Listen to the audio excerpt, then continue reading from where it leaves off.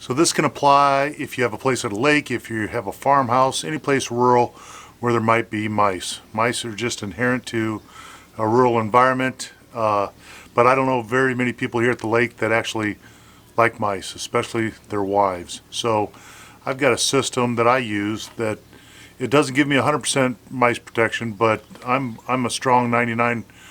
Every once in a while I'll catch one on the inner perimeter, but very, very seldom. And so I work at a food production company, and one of our strongest defenses against pests are we have a international food safety certification, and part of that, our pest control program gets audited. So I take some of the best practices from that system that we use at a food production plant and incorporate that here at the lake, and people wonder why I don't have mice, and I try to educate them on that, tell them what exactly it is that I'm doing to prevent mice. Think of an overhead view, and you've got your cabin or your lake house, and then think of a perimeter outside of that, not just your outside walls, but what do you have around your building? Do you have structures? Do you have outbuildings? Do you have sheds? Things like that. Think of that as your first perimeter, okay? And so these bait boxes that I'm going to go around and fill here soon, you're going to want to put one or two of those around any buildings you have, or maybe on the outside of a shed, anything the structures, because that's where the mice go, particularly when the weather gets bad or gets cold. And so what we're trying to do is knock down the population, right? If you've never done any form of pest control, then you've got to hit the population hard at first, get the numbers down, and that's a good way to do it. So you do things that are, 30, 40 yards, 20, 30 yards from your main structure, and you knock down that population first. Then you work your way in. Think of yourself, you're the mouse. So that's not working for you. Your brothers and sisters, they're no longer here, and so I'm moving in towards that structure over there, and that's the house. Camera told me to change the battery. Battery's changed now. It's like 156 degrees out today. It's pretty hot, so I'm going to sit in the shade, carry on. So the mouse, you get that outside perimeter, which are your outbuildings, and then you've got the next perimeter, and that is the building itself. You want to have one of these bait boxes on each side of your building. I've actually got two in the front that faces the lake, but I've got one on every other side of the building. And I stake those down, and I'll show that to you.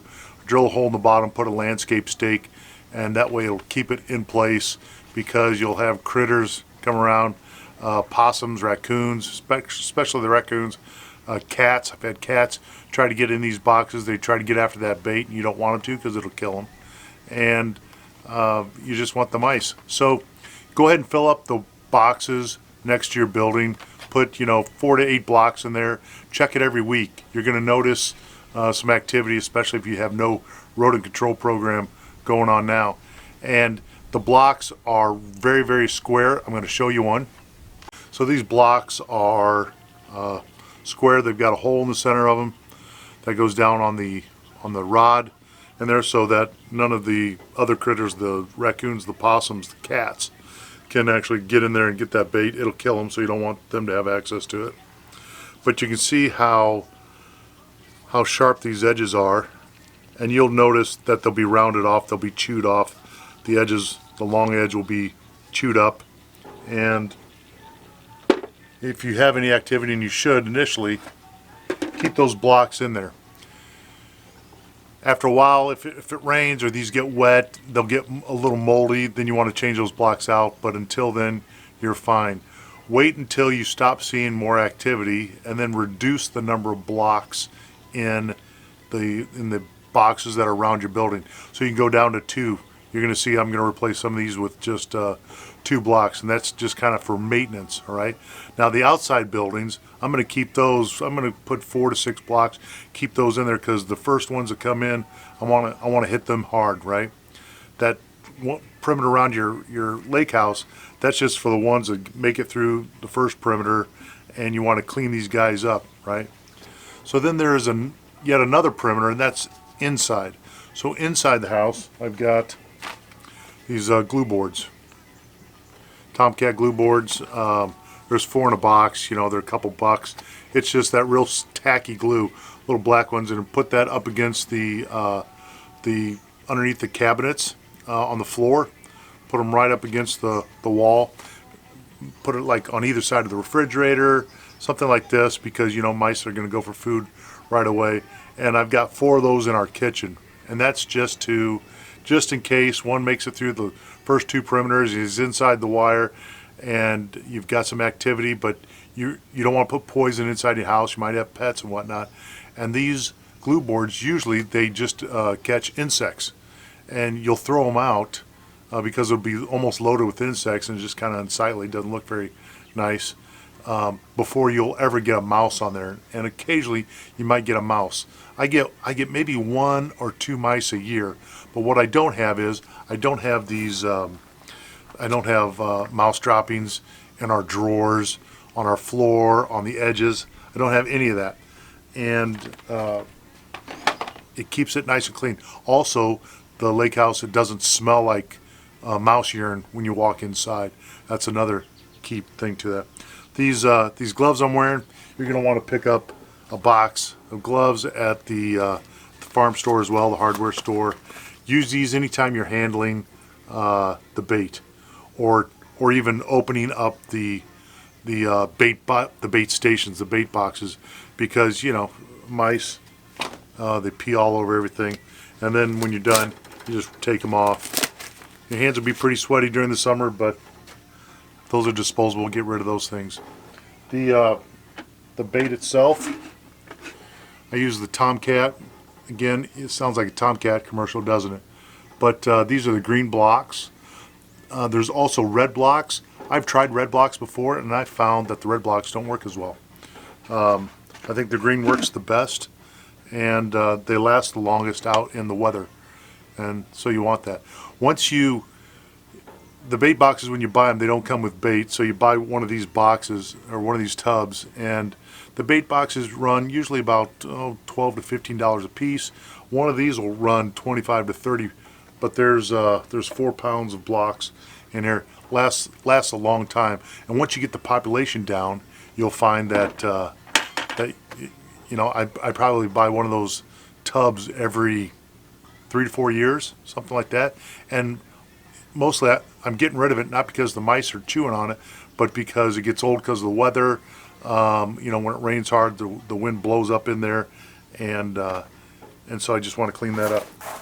Got a wasp flying around here, and I don't want one of those suckers. So I'm going to go around here and I'm going to check all the bait boxes that I have, usually once a year. Another thing is if the mice chew a lot of that bait up, you know, they leave little droppings in there and whatnot, or end up with a lot of snails in there for some reason. So you got to pick the snails out with your hands and stuff. So once a year I'll pull those boxes, take the little metal rods out of them, and then I hit them with a power washer, clean them all up, make them like new again, and stake them down into place and start all over. The key to keeping mice or rodents away from out of your lake house is you got to be disciplined and you got to be consistent, right? Kind of like raising kids, training dogs, right? Consistency and discipline. Because if you knock down the population and then you think, well, I don't have mice, and then you don't check it for, you know, a month, 2 months. Right now, where I'm at in my program, once a month I'm good. I check the boxes once a month. It takes me about 5 to 7 minutes to go around the perimeter, check all the boxes, open them up. I'll change out any old bait, stuff that's gotten wet, put in some new bait, or I'll just look at them and close them up because they haven't been touched at all. But once a month is kind of where I'm at. Where you start out, do it every week. After you notice that the hits to the box, that they're chewing less, then you go every 2 weeks.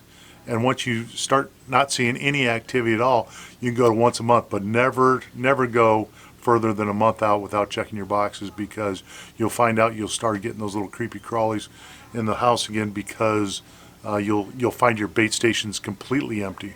Now, in a few of the bait stations that I'm going to check here and show you soon, the bait's gone, and that happened because a raccoon stuck his arm in there and pulled the bait off the little stake, little metal stake.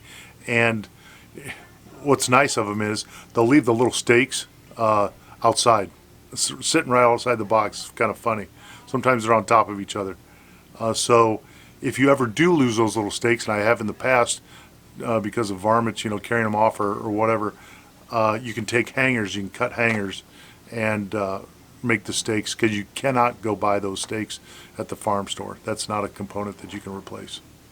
This is the Tomcat bait station, Tomcat rodent station, and you get those at the farm store, really any farm store, but they've got holes on each side.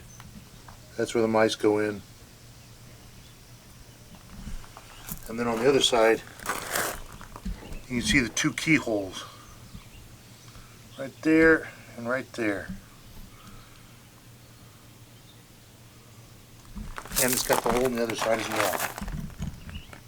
So you got to make sure you service these bait boxes.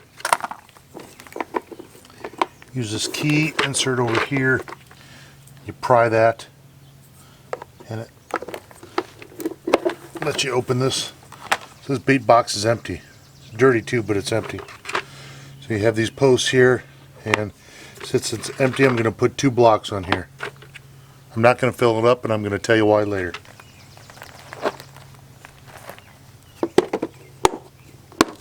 There's another box. I'll open it. It's empty as well, which means I've had some activity. Sometimes I get raccoons up here, and they'll pick up the box, they'll move the box, or they'll chew through the holes, try to get their arms in there, pull some of that bait out. I guess it's an attractant to them as well. 2 blocks in there, fresh bait, good to go. There's another one. I've got one of these rods, actually got 2 rods out of here, which tells me the raccoons have been pulling bait out of here. So I'm expecting this to be empty. Sure enough, it's empty.